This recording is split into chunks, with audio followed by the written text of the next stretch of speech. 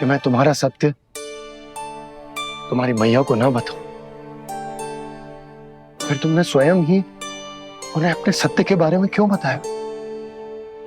दाऊ के मन में यही शंका थी बाबा।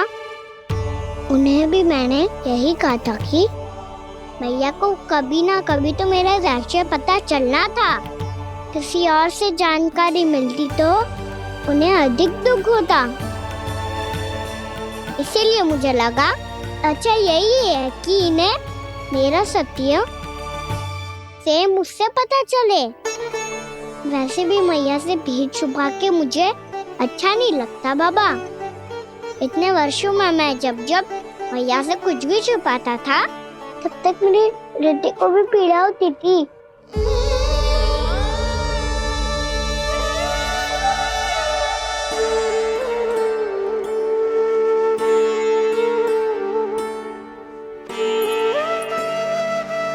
मैं समझ सकता हूँ गाना। क्या सोच रहे हो? कछु ना।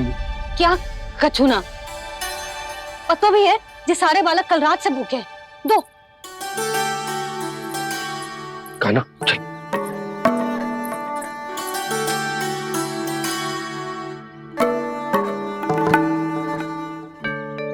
लगता है सब ठीक है। क्या ठीक है? कछु ठीक ना है। बहुत कठिन है, पर मैं प्रयास कर रही हूं कि स्वयं को समझा पाऊं कि मेरा लल्ला मेरे प्रभु श्रीहरि का अवतार है।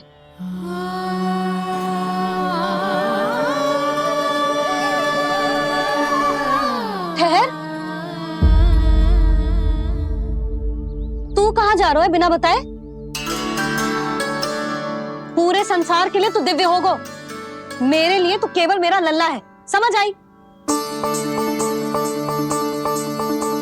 अब आके कछु खा ले। आ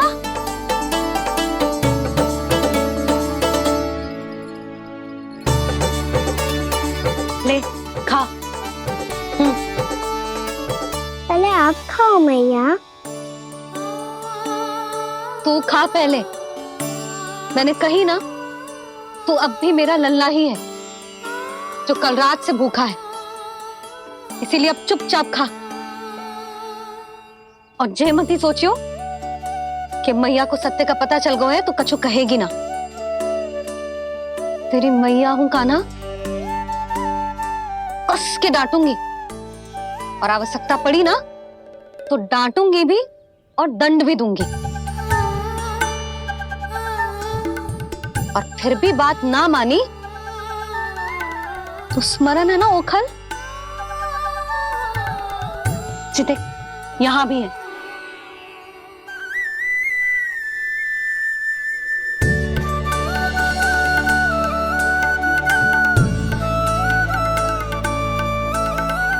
आपकी डांट फटकार और दंड में फूलों से भी अधिक मिठास है भैया। प्रेम है तेरा ऐसा निराला, विवश हो कर आए जगपाला।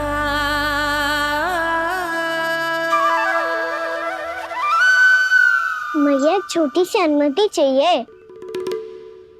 फिर से वन जाना है? फिर से कोई लीला करनी है क्या? हाँ वो बस बस, अधिक बहाने बनाने की आवश्यकता ना है। ठीक है, चला जा, पर वन के अधिक भीतर ना जाना। समझ आई?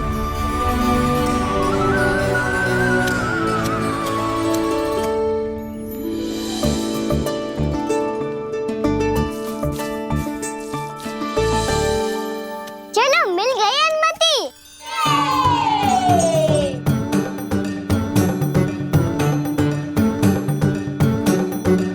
राहु, आप ना चलोगे हमारे साथ खेलने? नहीं, तुम जाओ, मुझे पौधा लगाना है। पर क्यों दाऊ? क्योंकि माँ ने कहा है आज मेरा कहा है कि पौधे लगाने से फल मिलते हैं। पर पौधा तो लगो, फल ना है। इतने शीघ्र फल नहीं आते खाना, कम से कम 1 वर्ष प्रतीक्षा करनी पड़ती है। तो 1 वर्ष के बाद इसी पौधे के नीचे बैठ के फल खाएंगे। आज के इस विशेष दिन को स्मरण रखना सिखाओ। सब स्मरण रखना, बस अपने दाऊ का जन्मदिन ही भूल जाना तुम। वैसे आज के दिन की एक और विशेष बात है। आज माँ को बनाने की आवश्यकता भी ना पड़ी, उसके बिना ही वन जाने की अनुमति मिल गई। जय हुई ना बात। अब चलो।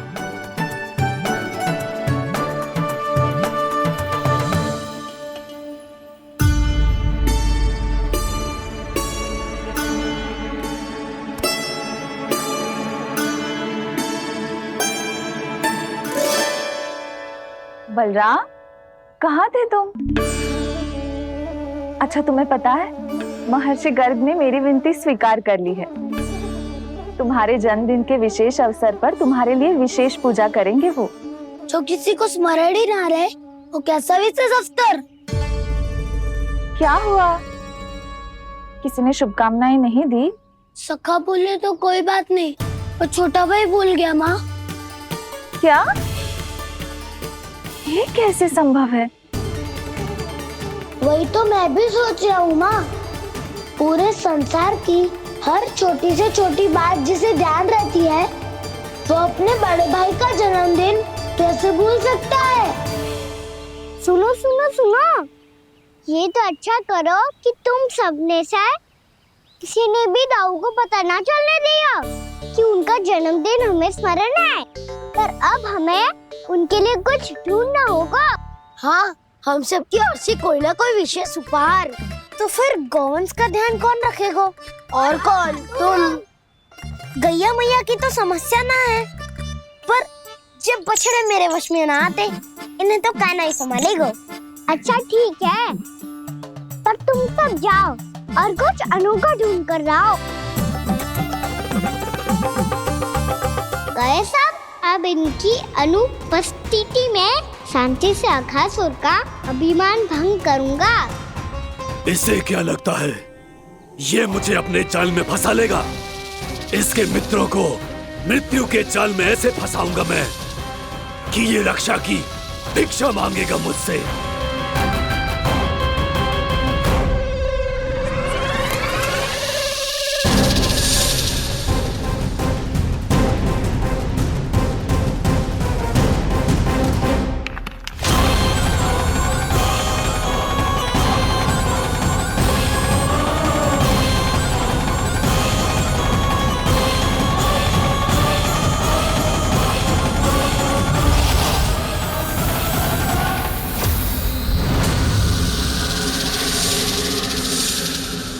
क्या ले चलूं बलराम के लिए जो हो बहुत विशेष?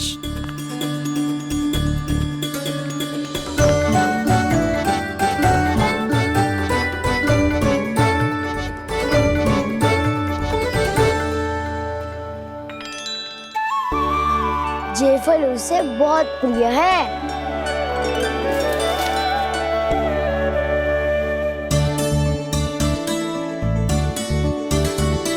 ये पत्थरी के रत्न।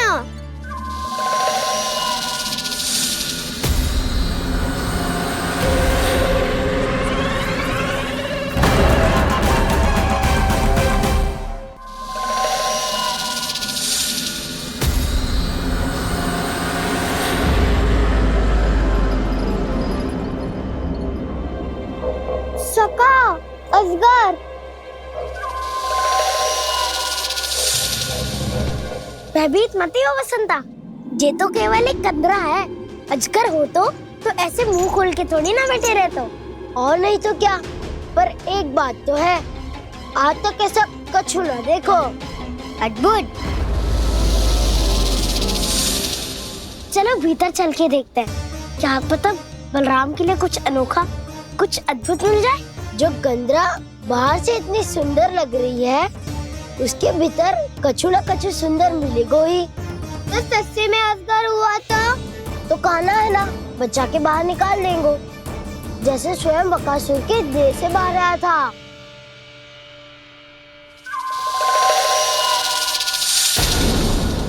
ये असगर ये अभी अभी आके खोली इसने। अरे बसंता, तुझे तो हर बात पे कुछ ना कुछ दिख ही जाता है। इसे छोड़कर हम सब भीतर चलते हैं। चलो चलो। अरे मुझे अकेला सुन के कहाँ जा रहे हो?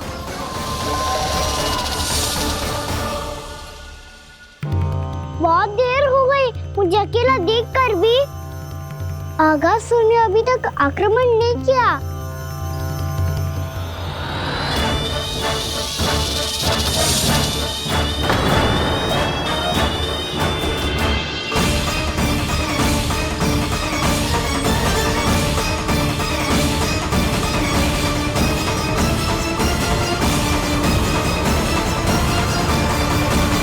इसने तो उल्टी चाल चल ली। मुझे आघात करने के स्थान पर मेरे सखा को ही अपना आहार बना लिया। उसके सखाओं को आहार बना लिया है मैंने। अब उस विष्णु अवतार को इनकी रक्षा करने आना ही पड़ेगा, और तब मैं उसके प्राण लेकर अपना प्रतिशोध पूरा करूंगा। गैया मैया, अपना ध्यान रखना। मुझे सखा को मुक्त कराने जाना होगा।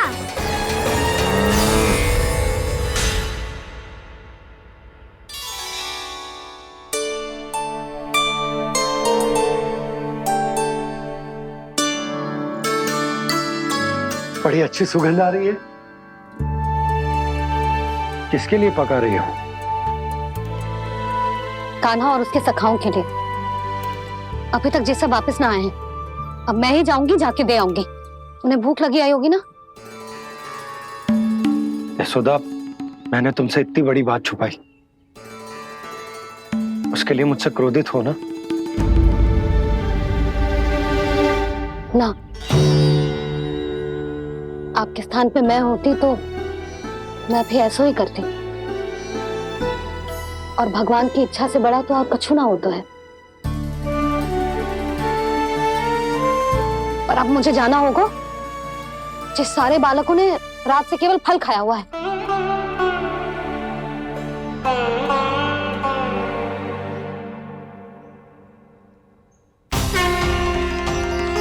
कान्हा, कान्हा, कान्हा,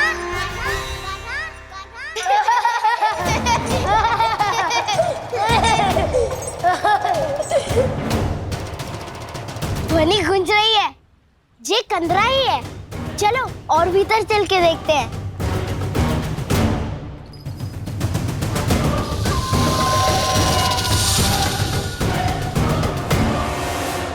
इन बालकों ने मेरा कार्य सरल कर दिया। स्वयं ही कृष्ण को खींचकर मुझ तक ले आए।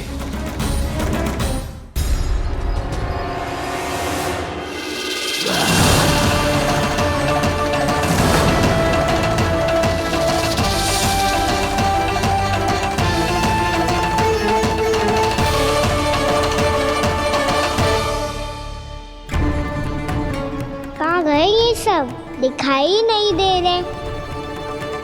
ये यहाँ खड़ा क्यों है? भीतर आ बालक, ताकि तुझे और तेरे सखाओं को एक साथ बचा लूं मैं।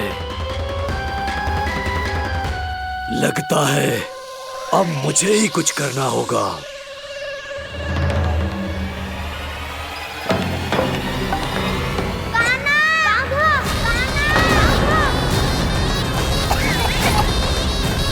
बसंता!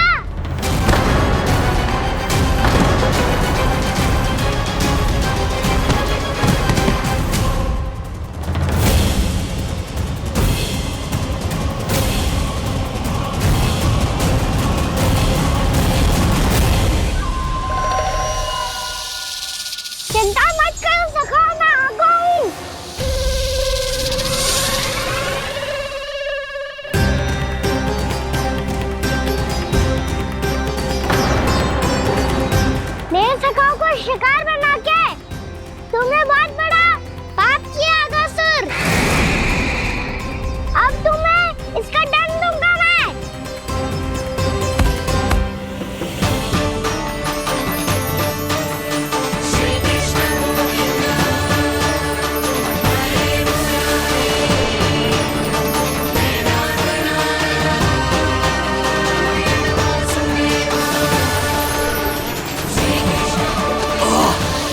ये क्या हो रहा है मुझे?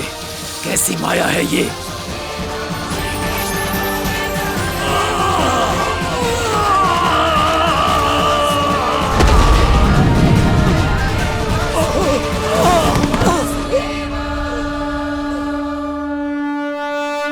नारायण नारायण।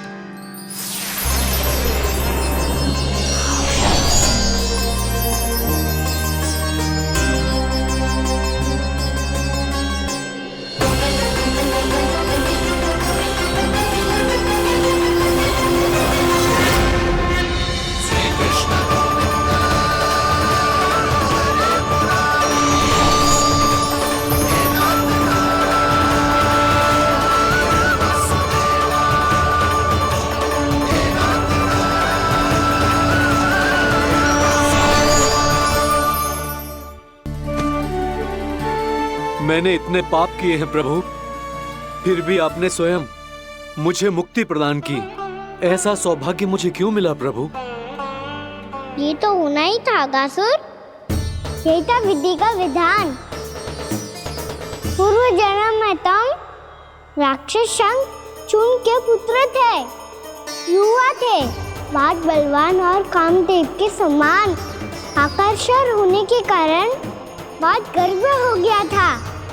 एक दिन एक बहुत ही ज्ञानी और बलशाली ऋषि उसी नदी में स्नान कर रहे थे, जिसके स्वच्छ जल में स्नान करके तुम अपनी कांति को और भी अधिक बढ़ाने आए थे।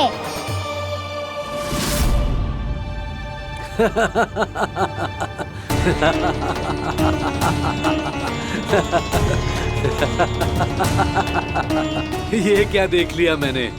भला कोई इतना वक्र भी हो सकता है?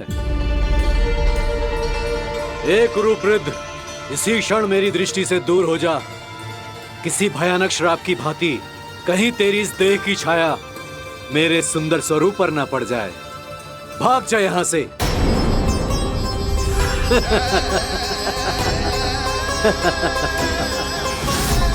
अभी भान में आकर तुमने ऋषि अक्षावर का उपहास उड़ाया।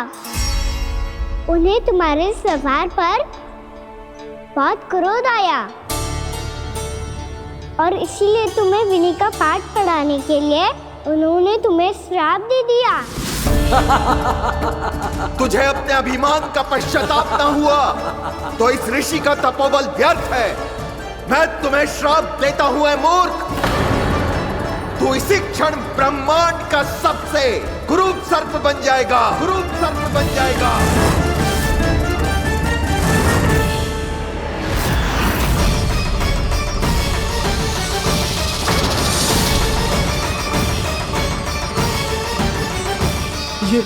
ये क्या हो रहा है मुझे? मेरी त्वचा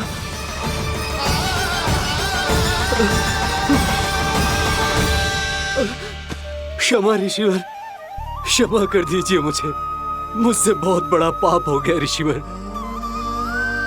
मैं मूढ़ हूं, अज्ञानी हूं मैं, किंतु अब मुझे अपनी भूल का आभास हो गया है ऋषिवर। पश्चाताप की अग्नि में जल रहा हूं मैं। आप तो कृपालु हैं, दयालु हैं, मुझ पर कृपा करें, मुझ पर कृपा करें। क्षमा कर दीजिए मुझे, क्षमा कर दीजिए।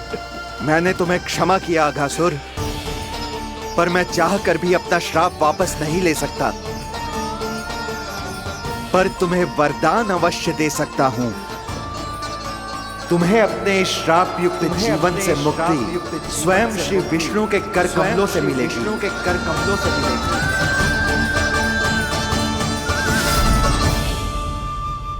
आज मैंने उनके मां ऋषि के इसी वरदान को पूरा किया है।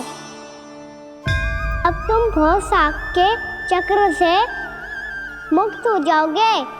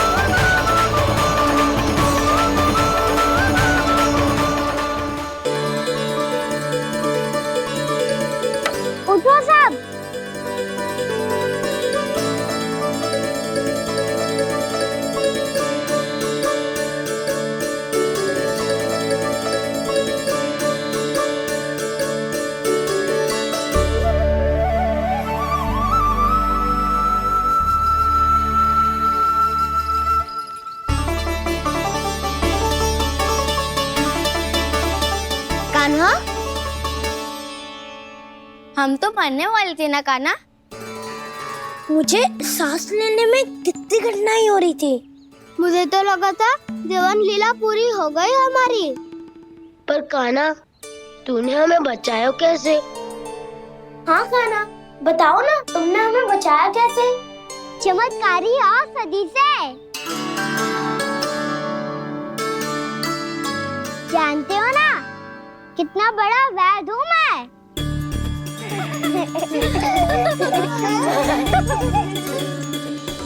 मैंने तो इन सबसे पहले ही कही थी कि हमारे साथ कान्हा है तो भय काई का। बस ऐसे ही प्रभु की कोई ना कोई लीला देखने का अवसर मिलता रहे। नारायण नारायण।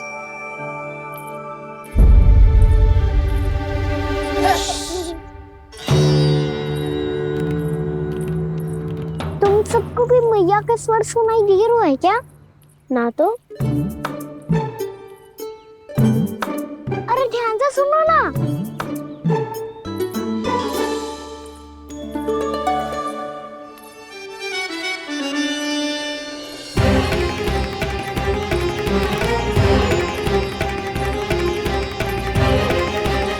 जाने कहाँ होगो। कान्हा, इससे पहले कि वो यहाँ आ जाए, हमें उन तक पहुँचना होगा। यदि उन्होंने इस आकासुर की नृत्य देह को देख लिया तो वैरती भयभीत हो जाएंगी। चलो चलो।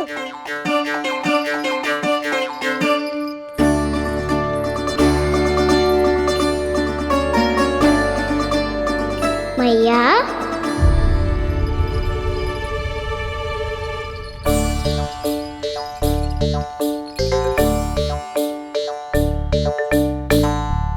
अरे क्या हो गो, ऐसे सब हाँफ रहे हो और दौड़ के क्यों आ रहे हो? तुम सब किसी समस्या में तो ना पड़ गए? समस्या नहीं काकी, बहुत बड़ा संकट आ गया था।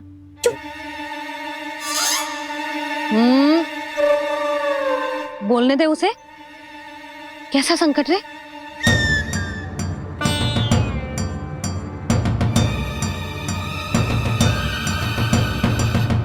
वो हमें समझ ही नहीं आ रहा था कि हम दाऊ को क्या उपहार दे। आज उनका जन्मदिन है ना। तो फिर से कछु छुपा रहे हो है ना? कान्हा, सत्य बता।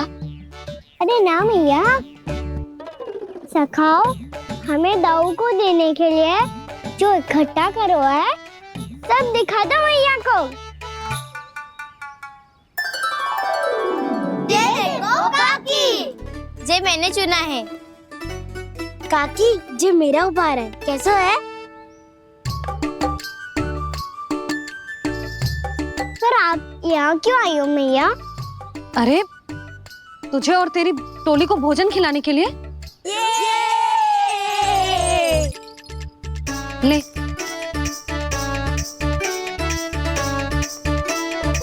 आहा, इतनी बड़ी विजय का उत्सव तो ऐसे पकवान खा के मनाना चाहिए। कैसा उत्सव? कान्हा, तूने फिर से कछु करो है क्या? मैया कहीं ना, मैंने दाऊ का जन्मदिन है आज। अब आप जाओ, हम सब बालक अपनी तरफ से बनाएंगे उत्सव। हाँ हाँ, जाती हूँ।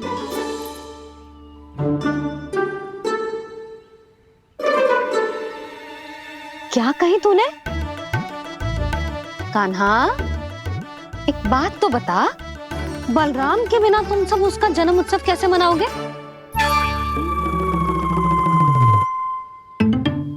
शीघ्रता से सब आश्रम आओ, चलो।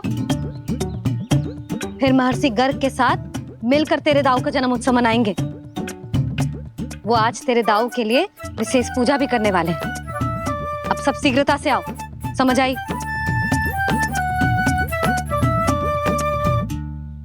मेरा जन्मदिन मने ना मने, किसी को कोई अंतर ही नहीं पड़ता। सब वन में आनंद ले रहे होंगे। बलराम, दुखी मत हो पुत्र। तुम्हारे सखा आएंगे ना तो मैं उन्हें स्मरण करा दूंगी, ठीक है? नहीं माँ, छोटा भाई होने के नाते कान्हा को स्वयं स्मरण रखना चाहिए था।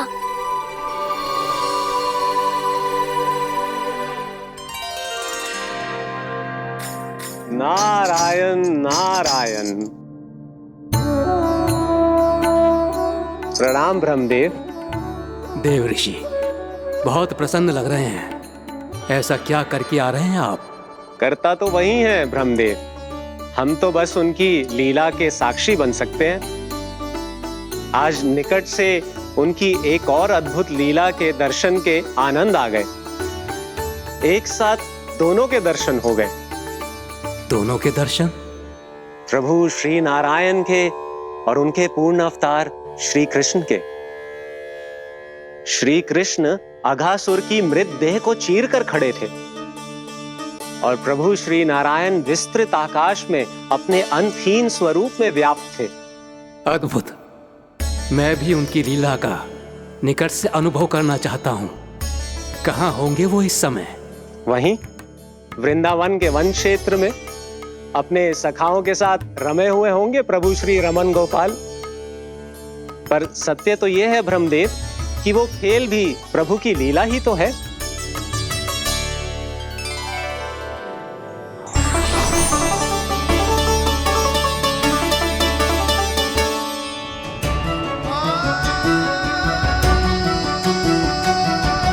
ये क्या कर रहे हैं श्री कृष्ण?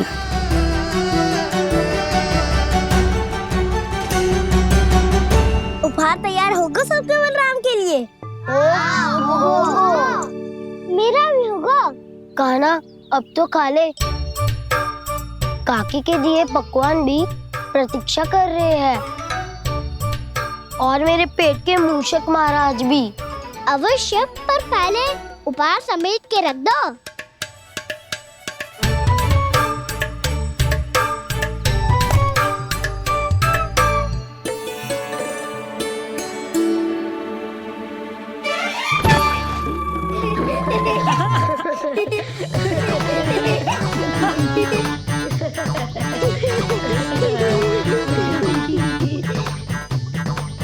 हंसते रहोगे कि? मुझे भी तो अवसर मिलना चाहिए ना।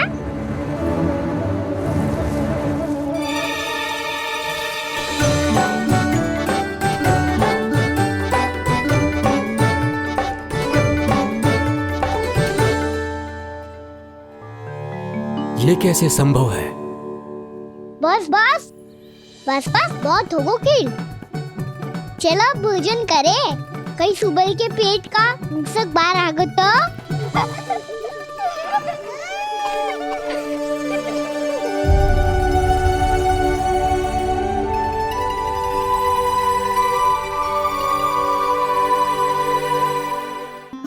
क्या ये सच में प्रभु ही हैं?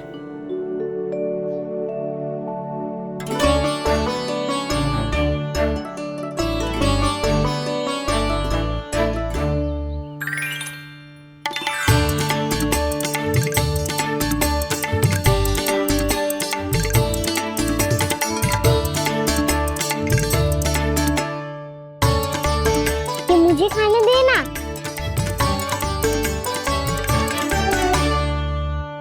नहीं नहीं, ये असंभव है। ये प्रभु नहीं हो सकते। जो मिट्टी में खेलता हो, अपने सखाओं का झूठा खाता हो, साधारण बालक भी खेल खेल में जिस पर अपने हाथों और पांवों से प्रहार करते हो, जो स्वयं मिट्टी में लोटपोट होकर आनंद लेता हो, वो विष्णु अवतार कैसे हो सकता है? चरित्र के इसी रूप के लिए तो प्रभु ने अवतार लिया है ब्रह्मदेव। लगता है पृथ्वी पर पग धरते ही आप भी माया में पड़ गए ब्रह्मदेव। मैं ब्रह्मा हूं देव ऋषि, माया मुझे नहीं बांध सकती। पर सत्य आंखों के सामने है, फिर भी आप।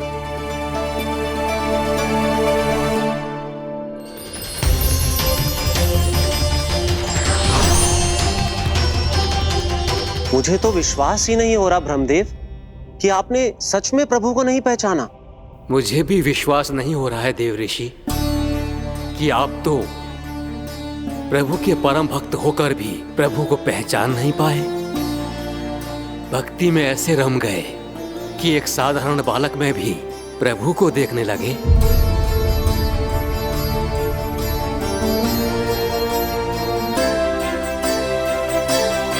तनिक विचार कीजिए देवऋषि, ये बालक प्रभु श्री नारायण का अवतार कैसे हो सकता है?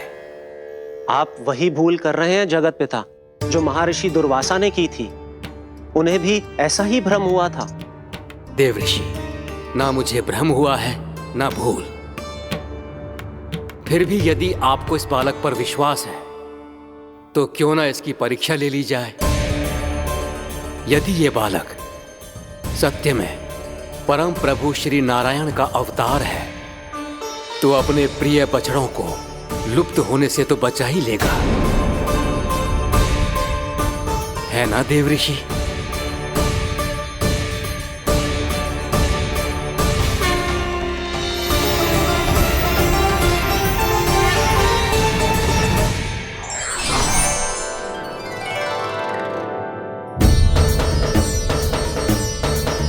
अरे बछड़े कहाँ चले गए? हो तो ना वो। चलो शीघ्र ढूंढते चलते हैं। नहीं, चिंता मत करो, शांति से भोजन समाप्त कर लो पहले। तब तक मैं खोज के लाता हूँ सबको।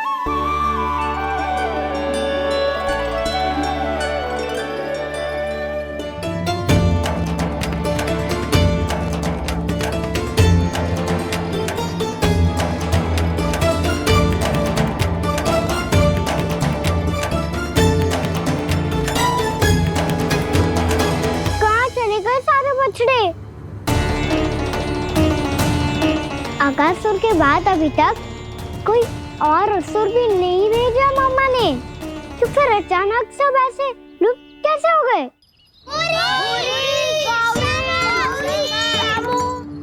कान्हा, तुझे भी ना मिलो ना। देखा देवऋषि, इस बालक की चिंता ही बता रही है कि ये भगवान नहीं।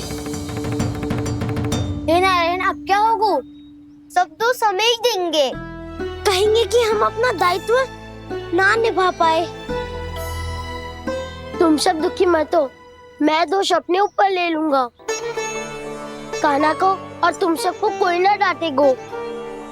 मैं बड़ा हूँ, मुझे ध्यान रखना चाहिए था। बड़ा तो मैं भी हूँ उज्जवल। मेरे उत्तर में तुम सब चिंता क्यों कर रहे हो? मैं कुछ नहीं, बस तुम सब शांत हो जाओ। यदि ये भगवान होता तो अब तक तो अपने बछड़ों का आभास हो गया होता इसे। ब्रह्मदेव, मुझे नहीं लगता कि आपको इनकी परीक्षा लेनी चाहिए। अवश्य लेनी चाहिए देवऋषि। देखिए, इस बालक के पास इस समस्या का कोई समाधान नहीं। समाधान चिंता करने से ना, चित्त को शांत रखने से मिलता है।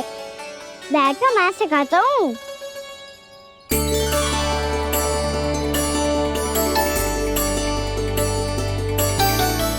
बोलो ओम।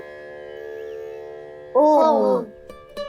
अरे उज्जवा, ऐसे ना हर अक्षर को अलग अलग खींच के लंबा करके बोलो।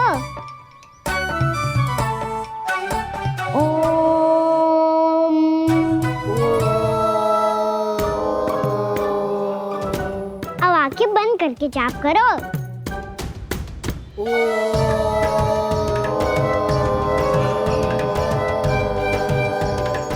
अब तुम सब जाप करते रहो, मैं बच्चों को ढूंढ के लाता हूँ।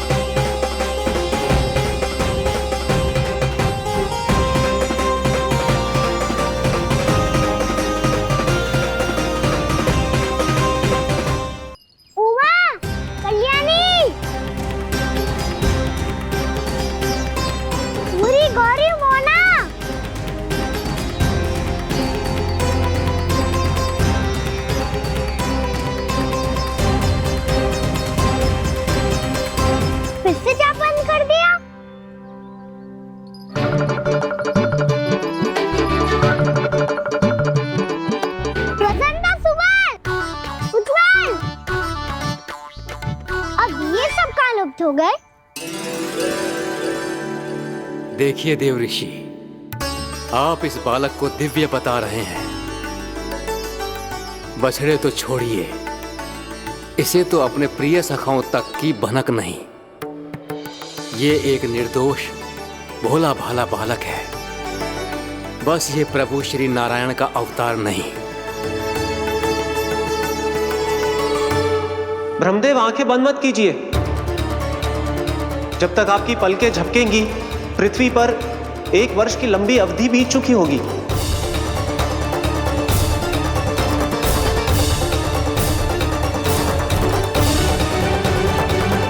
हे प्रभु, अब क्या करेंगे आप? अब क्या करेंगे आप?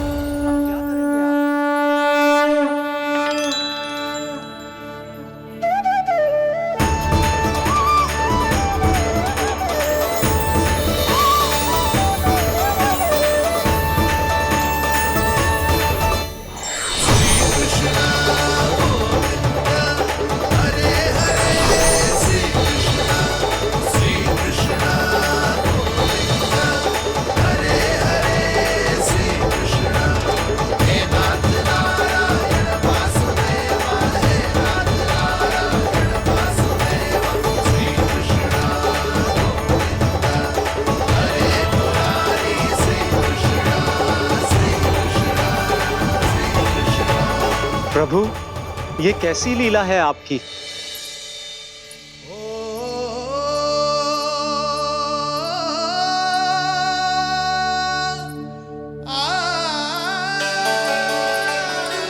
यशोदा, इतनी शीघ्रता में कहाँ जा रही हो?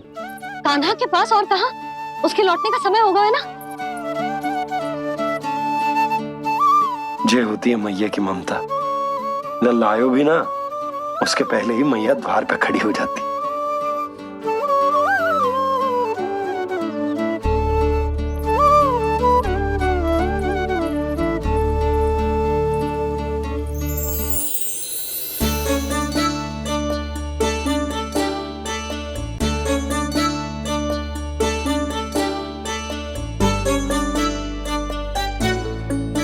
सदैव के जैसे आज भी जे सब गोपियां अपने लल्ला को छोड़कर मेरे कान्हा को ही घेर लेंगी। वो है ही इतना प्यारा।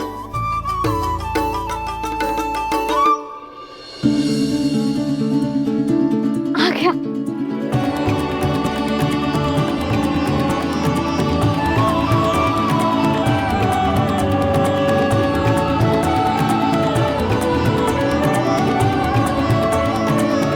इनके लाड़ के चक्कर में मुझे अपने लल्ला से मिलने का अवसर सबसे बाद में ही मिलता है।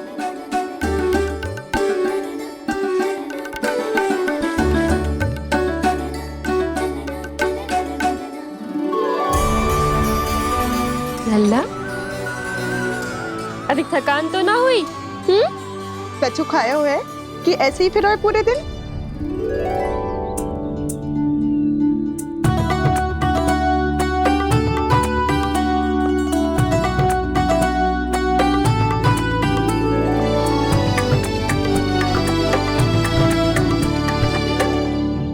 आज मेरे कान्हा को किसी ने पूछो भी ना, ये कैसे संभव है?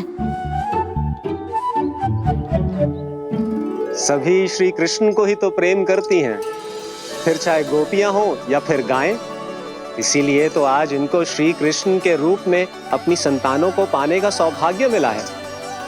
नारायण नारायण।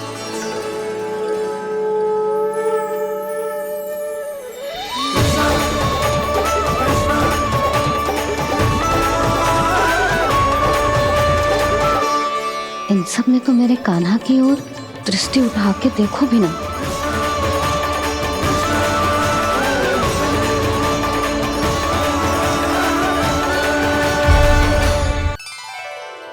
कान्हा, मेरा लल्ला, तू चिंता मत कर।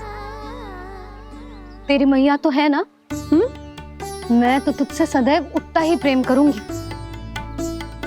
जैसे आकाश अंतहीन होता है ना, वैसे ही तेरी मैया का प्रेम तेरे लिए अंतहीन है, अथाह है। आप सही कह रही हो मैया। वैसे एक सत्य ये भी है कि इस संसार की हर मैया की संतान में ही तो हूँ और हर जननी है मेरी मैया।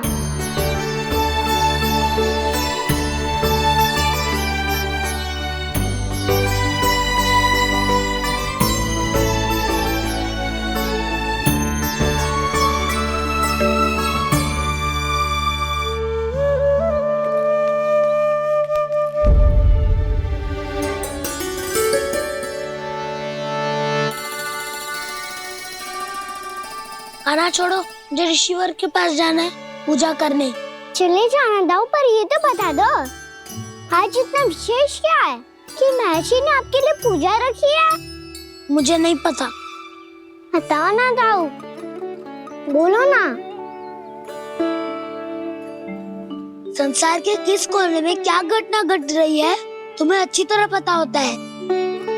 बस यही नहीं पता कि आज तुम्हारे दाऊ का जन्मदिन है।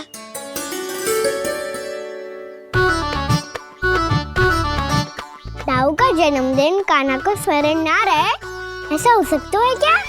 बातें बनाने की आवश्यकता नहीं है कान्हा, स्मरण होता तो सुबह ही पता ही दे देता।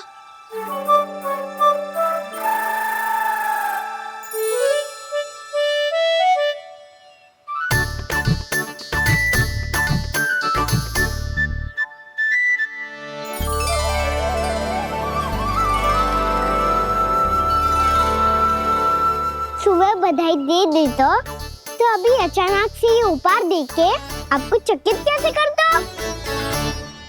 जन्मदिन की बहुत शुभकामनाएं बलराम। लो, ये मेरी ओर से, ये मेरा उपहार। मुझे तो कुछ समझ ही ना आया, इसलिए मैं तुम्हारे लिए यही ले आया हूँ।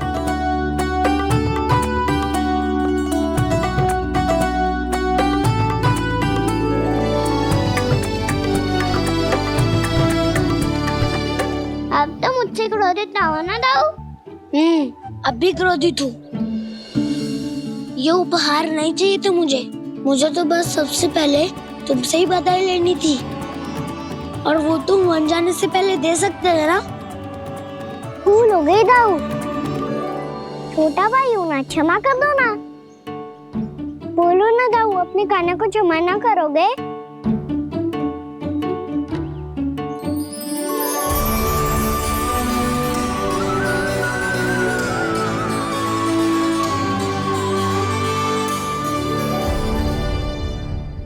तुम भी मुझे क्षमा कर दो, मैं भी तुमसे क्रोधित हुआ था। पर आपको तो पूरा अधिकार है दाऊ, आपका छोटा भाई हूँ मैं और सदैव रहूंगा।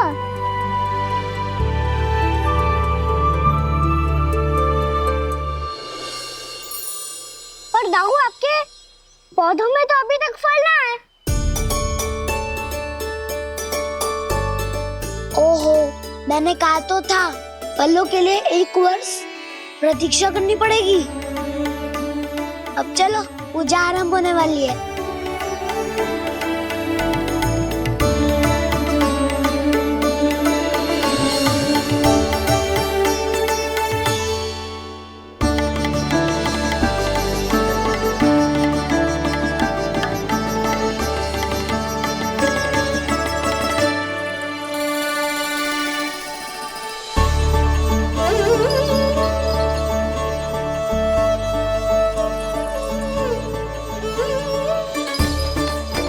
चलो सब जन गौचारण के लिए जानो है कि ना?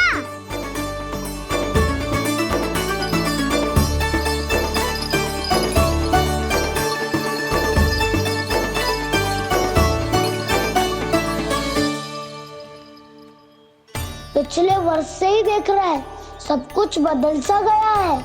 सभी गोपी काकियां अपने अपने पुत्रों पर कुछ अधिक ही ध्यान देने लगी है।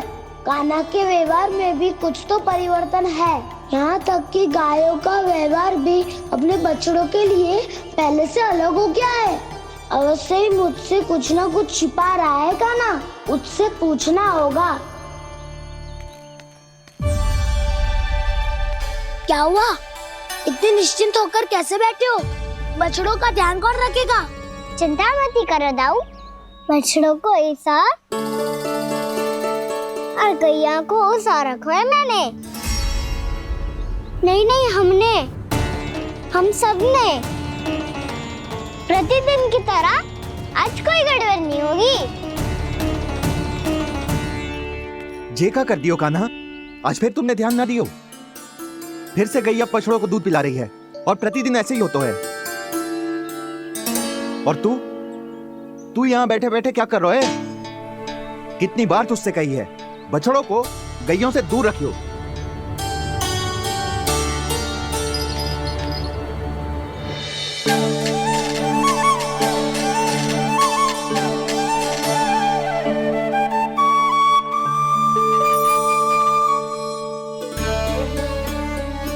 चल कोई बात ना है, हो जाता है कभी कभी। आगे से ध्यान रखियो।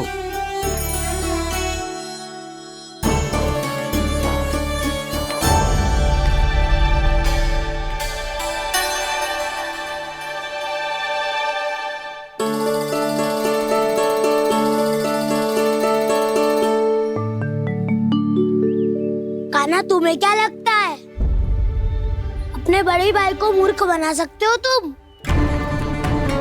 छोटी माँ और छोटे बाबा का प्रेम तुम्हारे लिए कम पड़ गया था क्या? जो अन्य सभी का रूप धारण कर दिया तुमने? तो ऐसी बात ना है। कुछ नहीं सुनना मुझे। प्रेम के लिए इतने लोभी हो गए हो तुम कि तुमने अपने सखाओ और बछड़ों का हस्ताक्षर ले लिया, उन्हें उनकी माँओं से दूर कर दिया।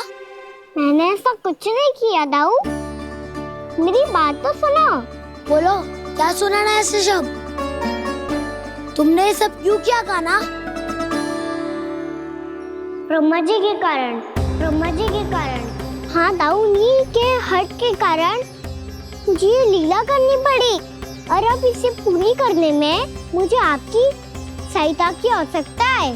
मैं वापस वहीं जाना होगा जहाँ से ये सब आरंभ हुआ था, महर्षि घर के आश्रम के निकट।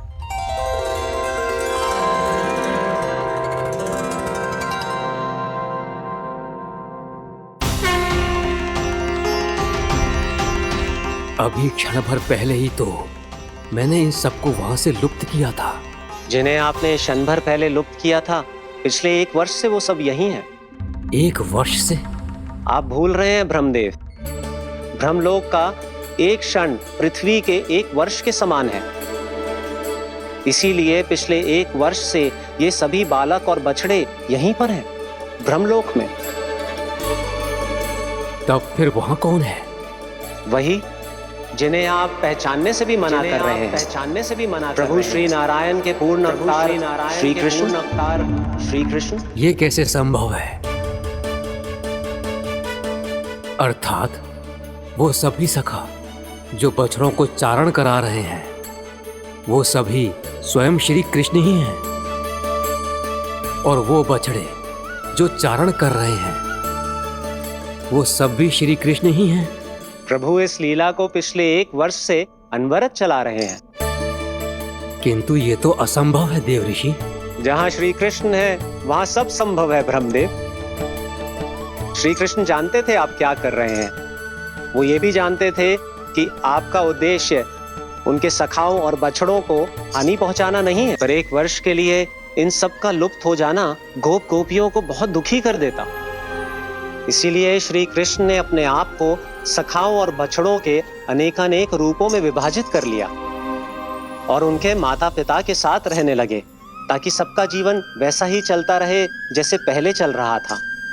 इसका अर्थ है कि मुझसे बहुत बड़ी भूल हो गई है देव ऋषि, कि मैंने साक्षात प्रभु पर संदेह किया, उनकी शक्तियों पर शंका व्यक्त की, जबकि सत्य तो ये है कि प्रभु के सामने मेरी शक्ति कुछ भी नहीं है। मैं कुछ भी नहीं हूं। मुझे उनके पास जाना चाहिए, अपनी भूल के लिए क्षमा याचना करनी चाहिए।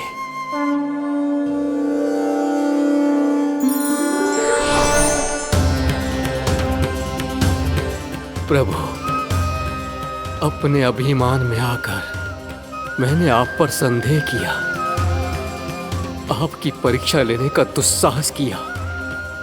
मुझे क्षमा कर दीजिए प्रभु, मुझसे बहुत बड़ी भूल हो गई। पर फिर भी आपने सत्य दिखाकर मुझ पर कृपा कर दी। अभी का ब्रह्मदेव, सत्य दिखाना तो अभी शेष है।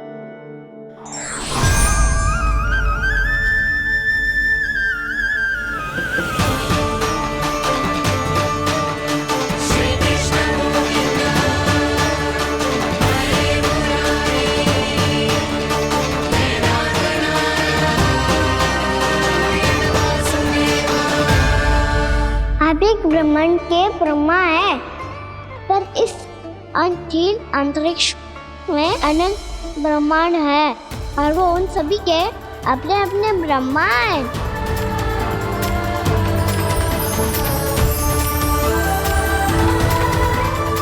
और ये संपूर्ण सृष्टि मेरे भीतर समाई हुई है।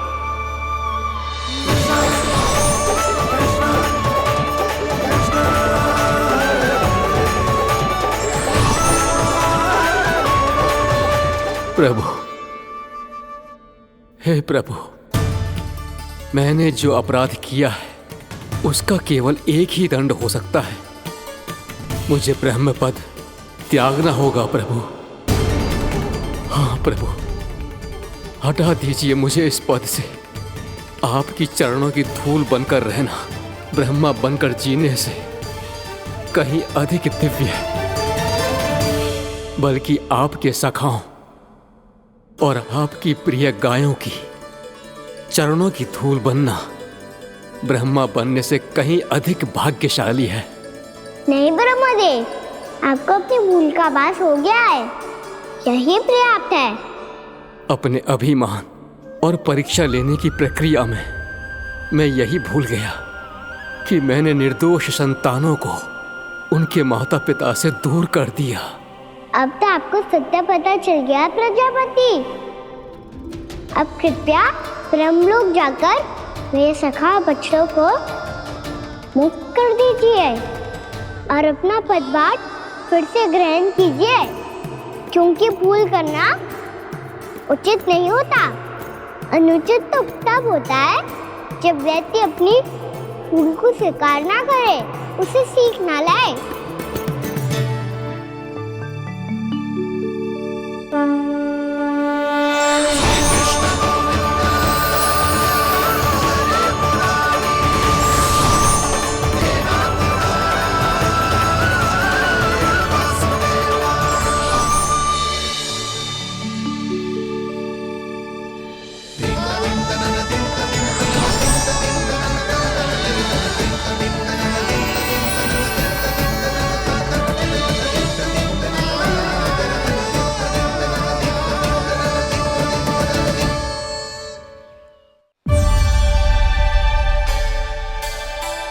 जाने कब आग लग गई थी। हाँ, मैं भी बैठे बैठे ही सो गया। बहुत गहरी नींद आई। मुझे तो ऐसा लग रहा है कि मैं पूरे 1 वर्ष तक सोया था। तुझे बड़ी बड़ी बातें बनाने की अतिरिक्त और आता ही क्या है।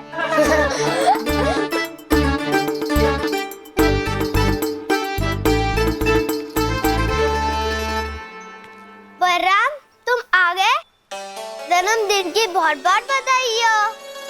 हाँ, जन्मदिन की बहुत बहुत बधाई हो बलराम।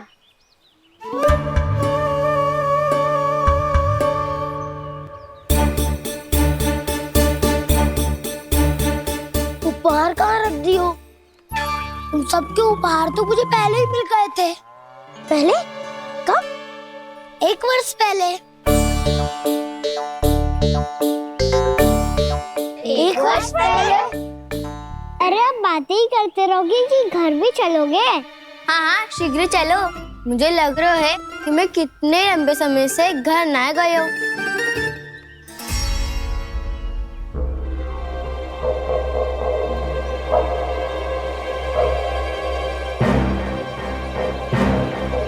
अरे, अगासुर की देह कहाँ गई? पंचतत्वों से बनी थी, पंचतत्वों में मिल गई। इतनी शीघ्र? अभी कुछ समय पहले ही तो कान्हा ने हमारी रक्षा करने के लिए उसका संहार किया था। पिछले 1 वर्ष में जो हुआ है सभी ने कैसे पता चलेगा कान्हा? मेरी स्मृति इनकी स्मृति अदाऊं। मैं जो भी करता हूँ उसमें ये सब तो सम्मिलित होते ही है।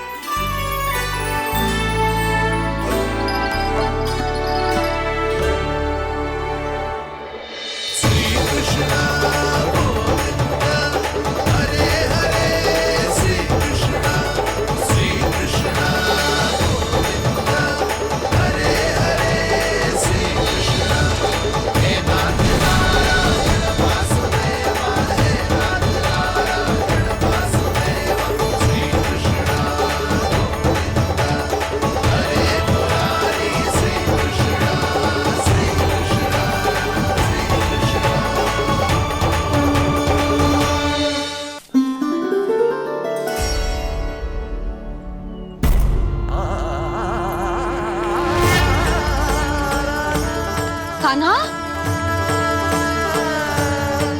लल्ला, मेरे कान्हा को मुझसे दूर लेके मत जाओ। लल्ला, कान्हा, कान्हा।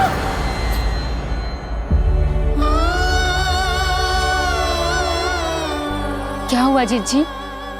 कोई बुरा स्वप्न देख लियो क्या? कान्हा कहाँ है? मेरा कान्हा? और कहाँ होगो? गोचारण के लिए अपने सखाओं के साथ वन में भटक रहो है। अभी थोड़े समय में आ जाएगो। इसी मार्ग से आते हैं ना सब? हाँ भाभी।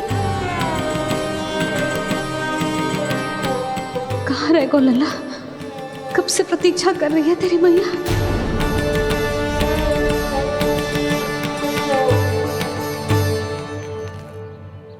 ऐसा कौन सा सपने देख लिया जीजी जो इतनी विचलित हो गई?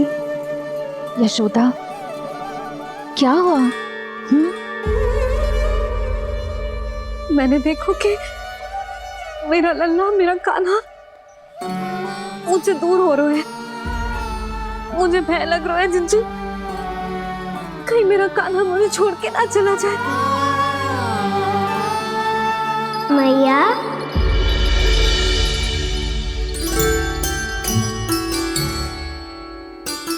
मैं कहीं ना गयो मैया, यही तो हूँ मैं।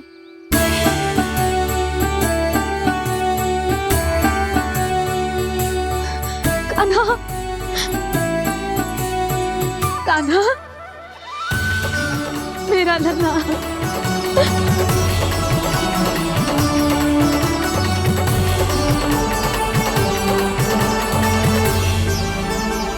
कहाँ चला गया था तू? हाँ, इतना समय क्यों लगा दियो तूने? मेरा हृदय इस कल्पना से ही कांप गया था कि तू कहीं मुझे छोड़कर दूर जा रहा है। आप बार बार ऐसे घबरा क्यों जाती हूँ मैया? आपको छोड़कर कहाँ जाऊंगा भला? मेरा निवास तो सदैव यही रहेगा, आपके हृदय में। यही तो है मेरा वास्तविक घर। तो फिर तू वचन दे कि तू सदैव यशोमती मैया का नंदलाला ही रहेगा। दे वचन। मैं सदैव यशोमती मैया का नंदलाला ही रहूंगा, ये वचन है मेरा। यशोमती मैया के नंद लाला, यशोमती मैया के नंद लाला, यशोमती मैया के नंद लाला। जो मैया ने कहा वो यह शाश्वत सत्य। मैं सदैव यशोमती मैया का नंदलाला ही रहूंगा, केवल गोकुल या वृंदावन में नहीं, आप सबके घरों में भी। यदि आप मुझे अपने पुत्र के रूप में देखेंगी तो मैं आपका प्यारा लल्ला लड्डू गोपाल बनके आपके घरों में बस जाऊंगा। यदि स्नेह से मेरा स्मरण करेंगे तो आपका सखा कान्हा बनकर दौड़ा चला आऊंगा। यदि आप मेरी भक्ति में लीन होना चाहेंगे तो मुरलीधर बनकर आपके सामने खड़ा होऊंगा। यदि आप मुझे अपने घर बुलाएंगे तो माखन चोर बन के चला आऊंगा। यदि आपको रक्षा की आवश्यकता होगी तो गोवर्धन धारी बन के आपकी रक्षा करूंगा। इसीलिए ये मत सोचिएगा कि मैं जा रहा हूँ, क्योंकि मैं आप सबके पास ही हूँ, आपकी भक्ति में, आपके भाव में और आप सबकी हृदय में।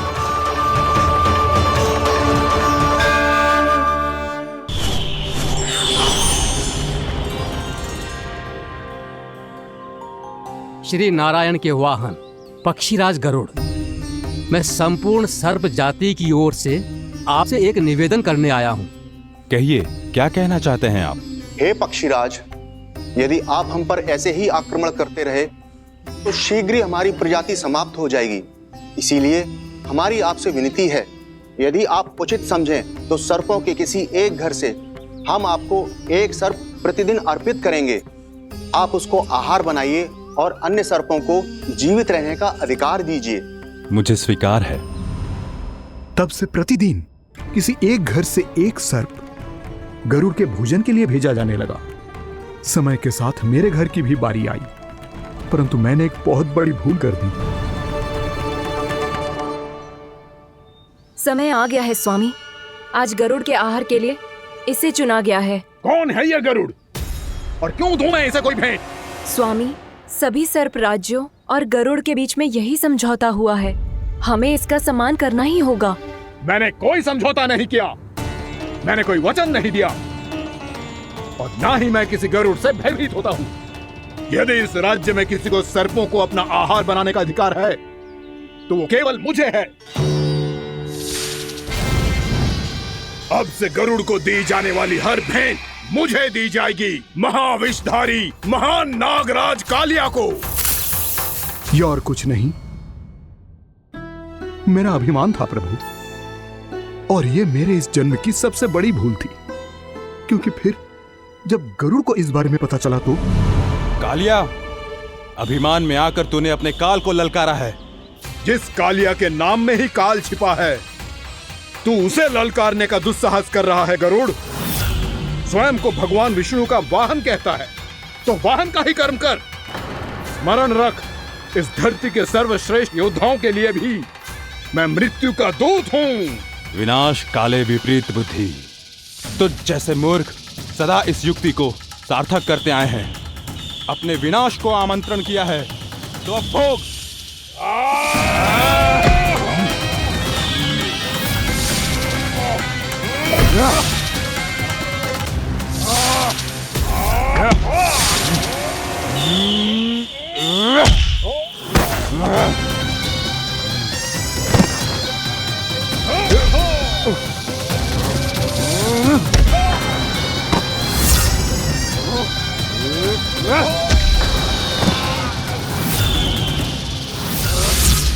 जिसने मेरा भोजन चुराने की धृष्टता की है वो इसी योग्य है। तू मुझे जानता नहीं है गरुड़, मैं महाविषधारी नाग कालिया हूँ। तेरा इतना दुस्साहस कि तूने मुझ पर चरण से प्रहार किया।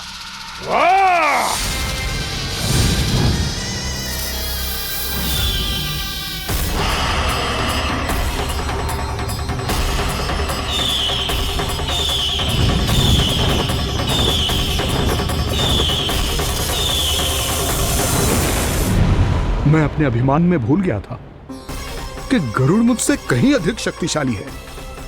इसलिए अपने प्राणों की रक्षा करने के लिए मैं एक स्थान से दूसरे स्थान भागने लगा। नदियां, पर्वत, यहां तक कि मैंने सागर भी लांघ डाला, पर मैं जहां भी जाता गरुड़ के रूप में मेरा काल वहीं आ जाता। इसीलिए मृत्यु की आशंका से भयभीत होकर मैं अपने बड़े भाई मां कद्रू के प्रथम पुत्र अनंत शेषनाग से राय लेने चला गया। भैया, मैं यहां आपसे आपकी सहायता लेने आया हूं। मेरी एक छोटी सी भूल के कारण यह गरुड़ मेरा पीछा कर रहा है, मुझे हर समय हर स्थान पे ढूंढते रहता है। यदि उसने मुझे ढूंढ लिया तो वो निश्चित ही मेरे प्राण ले लेगा। मुझे कोई ऐसा स्थान बताइए जहां मैं अपनी पत्नी और अपनी संतानों के साथ शांति से रह सकूं। तुम यमुना नदी के किनारे वृंदावन क्षेत्र में जाके वास करो कालिया। गरुड़ वहां प्रवेश नहीं कर सकता, क्योंकि उसे ऋषि सोबरी का श्राप मिला हुआ है।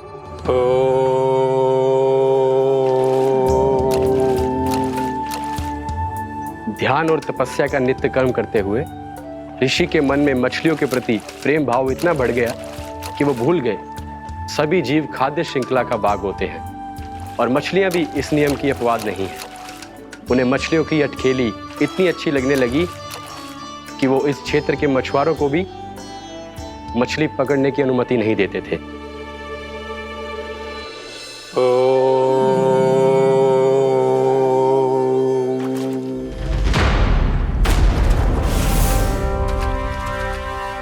उस दिन वो उस पक्षी को नहीं रोक पाए, पर तब से सावधान रहने लगे, यहां तक कि अपने साधना से भी अधिक ध्यान वो पक्षियों पर केंद्रित करने लगे।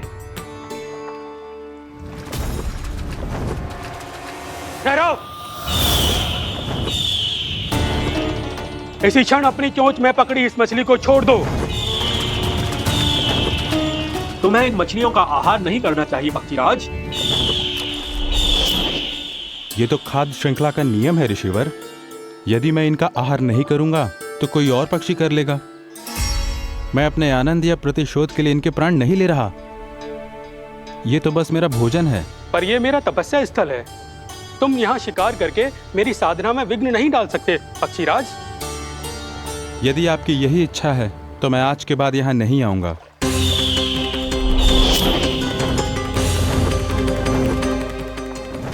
पर आज ये मछली मेरे आहार के रूप में पकड़ी जा चुकी है। मैं वचन देता हूँ ऋषिवर, इस स्थान पर यह मेरा अंतिम शिकार होगा।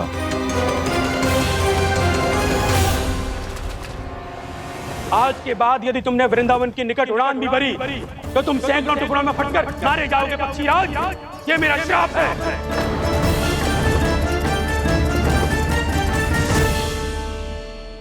और इसीलिए भैया शेषनाग के सुझाव के अनुसार मैं यहां आ गया।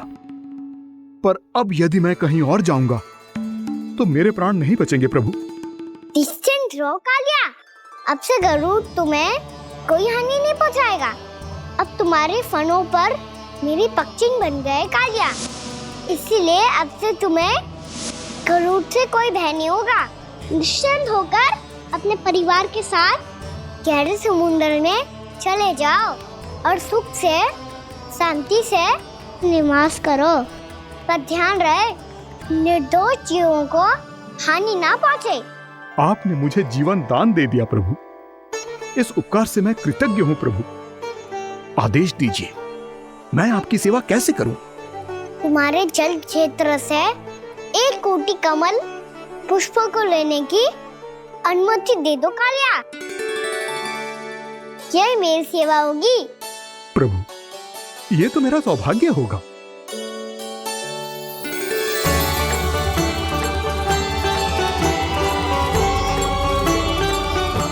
एक कोटि के स्थान पर हम 3 कोटि कमल पुष्प ले आए प्रभु। मैं तुम्हारी सेवा भाव से प्रसन्न हुआ कालिया। रमनाक द्वीप पर चले जाओ ताकि तुम्हारे कारण फिर कभी किसी निर्दोष जीव को हानि ना पहुंचे और न ही तुम्हारा विष मेरे प्रिय यमुना नदी के जल को दूषित कर पाए। मैं तुम्हें आशीर्वाद देता हूँ। आज यहाँ मेरे द्वारा तुम्हें दिए गए इस आदेश का स्मरण जो भी भक्त करेगा और प्रातः काल और संध्या काल में इसका उच्चारण करेगा, उसे फिर कभी किसी संकट से कोई भय नहीं होगा। ये स्थान अब से कालियाकुंड के नाम से जाना जाएगा। यहाँ पर स्नान करने वाला और देवताओं को इस क्षेत्र से जल का अर्घ्य देकर प्रसन्न करने वाला भक्त यदि मेरा स्मरण करके पा सकेगा तो वो अपने सभी पापों से शीघ्र ही मुक्त हो जाएगा।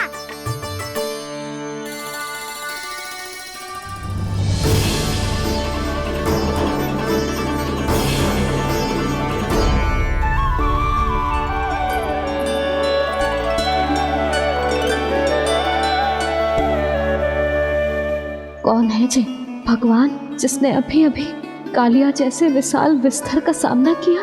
क्या एक साधारण बालक जो शीत की अधिकता से ठिठुर रहा है? क्या करूं? मैं लल्ला को ममता के आंचल में छुपा लूं या भक्त बनकर प्रभु की लीला देखती रहूं? क्या करूं मैं? कितना ठंडा था जल, बहुत सर्दी लग रही है। सर्दी से तड़पते हुए कैसे देखूं इसे? अभी जाके अपने पल्लू से सुखाती हूँ। हृदय से लगा के स्नेह की आंच दूंगी तो सर्दी पल भर में छूमंतर हो जाएगी।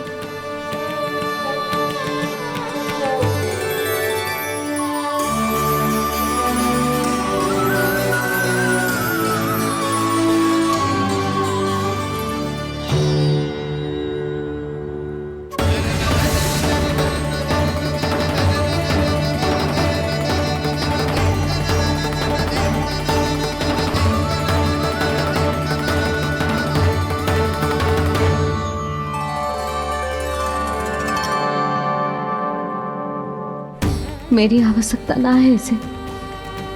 ये तो सच्ची में भगवान ही है, जिसकी ठंड दूर करने के लिए स्वयं द्वादश आदित्य प्रकट हो गए हैं।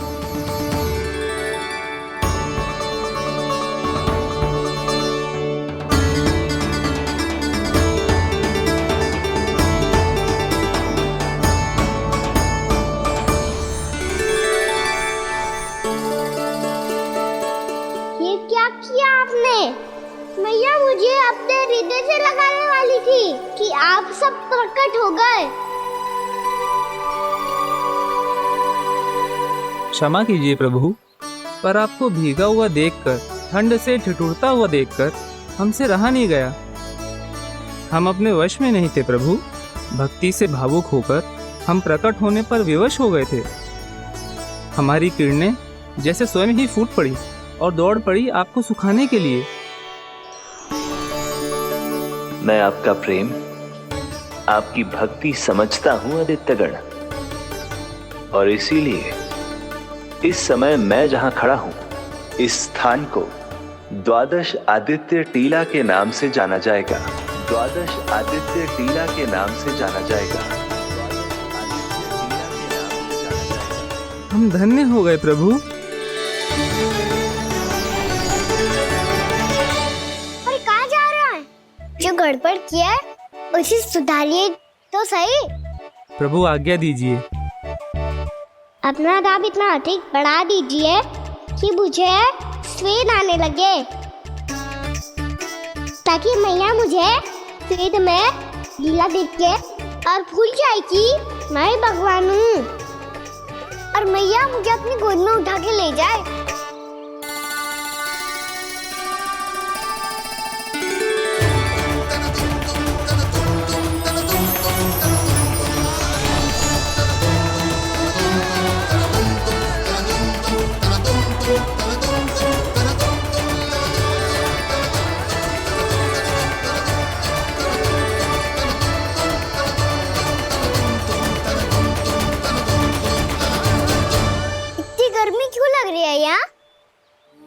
स्वेद की एक बूंद भी आती थी तो मैं अपना आंचल लेकर पहुंच जाती थी इसके पास। जानती ही नहीं थी कि चेतु स्वयं वायुदेव को आदेश दे सकते हैं कि वो बहने लगे और उसका सारा स्वेद सुखा दे।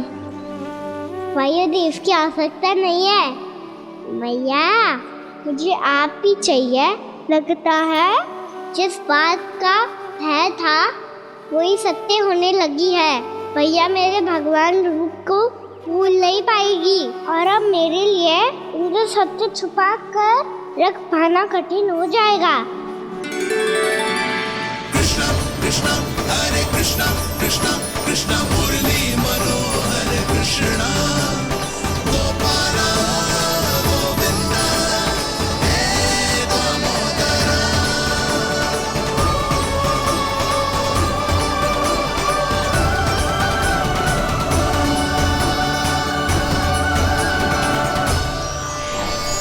प्रभु, आपके श्वेत से बने इस प्रसंगदान सरोवर का प्रणाम स्वीकार कीजिए।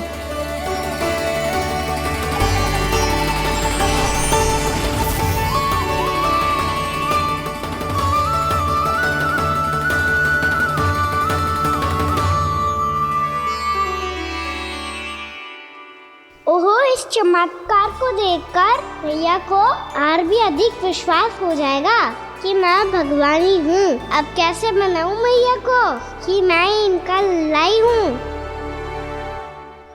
बाबा है ना, अब तो यही सहायता करेंगे।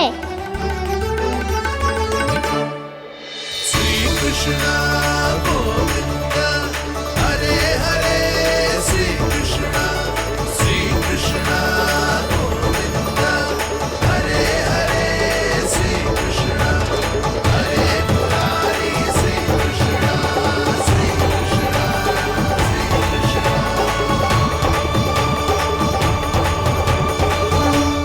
बाबा एक कोटी ना, मैंने तो 3 कोटी कमल पुष्पों का प्रबंध कर दिया है और चिंता करने की आवश्यकता ना है।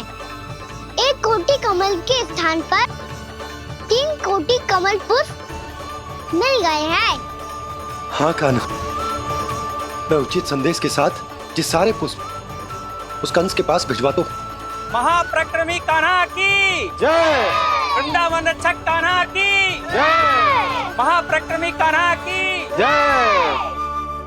भानु जी नंदराज, बाकी गांव वालों को लेकर ये सारे पुष्प इकट्ठा करो और कंस के दरबार में पहुंचाओ। जी।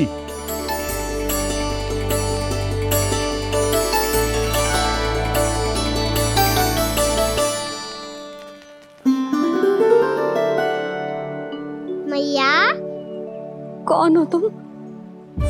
मुझे पता था मैया, जब आपको सत्य पता चलेगा तो आप मुझे मैया की तरह स्नेह ना कर पाओगी, इसीलिए आज तक सत्य छुपाता आया हूँ, ताकि आपकी ममता, आपका प्रेम अनुभव करने का अवसर मिलता हुआ है मुझे। और फिर आज को बताया था ना, जो रहस्य तुमने बरसों तक छिपाया था, उसका भेद खुलने में तुम्हारा ही योगदान है। मुझे कालिया के शीश पर अपने पद चिन्ह रखकर उसे मुक्त कराना था दाऊ, वचन दिया था मैंने उसे। इसके अतिरिक्त निर्दोष पशु पक्षियों के जीवन को कालिया के विष से ही बचाना था मुझे। इसमें कंस को तो सम्मिलित करना ही था, ताकि जब मैं कालिया का सामना कर रहा हूँ तो वो किसी और असुर को समस्या बनाकर वृंदावन ना भेज दे। पर इस सबसे बड़ा एक कारण और था दाऊ, मैं चाहता था कि मैया को सत्य पता चल जाए। पर क्यों कान्हा? क्योंकि मुझे लगने लगा था कि मैया से ये रहस्य छुपाकर इनके साथ धोखा कर रहा हूँ। अपराध बोध से दबा जा रहा था मैं।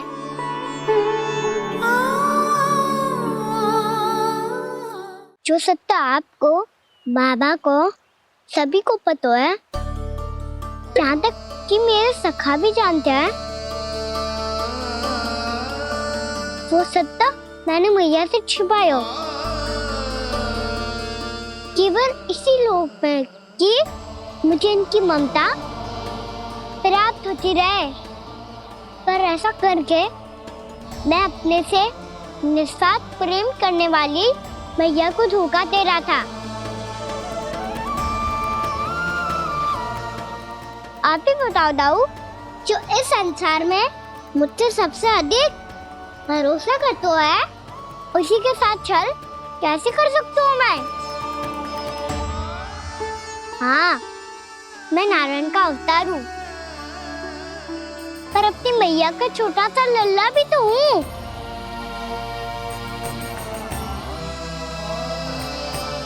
इसीलिए तो यमुना जी में छलांग लगाने का एक कारण इस गेंद को लेने जाना भी था। ने स्नेह से बनाई थी मैया ने गेंद, इसे अपने से दूर कैसे होने देता मैं? आपको आभास भी ना है मैया कि आप मेरे लिए कितने महत्वपूर्ण हो। ये सत्य है कि सभी देवता, प्रकृति, भक्त